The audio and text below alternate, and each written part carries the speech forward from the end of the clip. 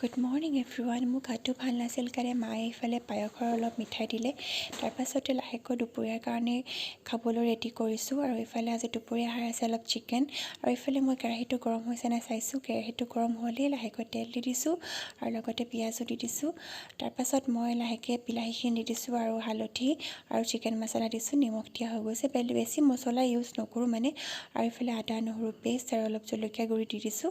তাৰপাছতে ভালকৈ লৰাই মেলি দিলোঁ। তাৰপাছত মায়ে আকৌ আজি কচু আনি থৈছিলে। এইখিনি চাওকচোন, কচুখিনি বোলে ভাপত দি কিবাকৈ বনাব।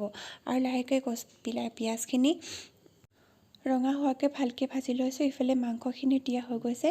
তাৰ লগতে তেজপাত দুটাও দি দিছোঁ। তেজপাত দিলে খাবলৈ বহুত ভাল লাগে ন। ইফালে মাৰ কচু ৰেডি হৈ গ'ল। আকৌ প্ৰসাদৰ চাটনিও বনালোঁ। আজি খাবাহে খাবা আৰু ইফালে চাওক মোৰ চিকেন ৰেডি। আৰু মাহঁতে চিকেন নাখায় কাৰণে এইফালে এইটো বৰালি মাছ আৰু ঔটেঙা জোল বনাইছে। আৰু এইফালে ঘৰত ঘাই কচু আনি থোৱা আছিল কাৰণে মায়ে বাগানত দি আহিলে। আৰু সন্ধিয়া লগা গৈ লগৰ এজনীৰ লগত ঠিকছে ঘুগুনি আৰু এগ চব খালোঁ। পিছতো মোৰ লগৰজনী নোলাই, লাজ কৰে। মই আৰু খাই ওলালোঁ। আৰু আজিৰ কাৰণে ইমানখিনি আছিল। And lastly thank you for ৱাচিং this video'. Love you all. Bye by.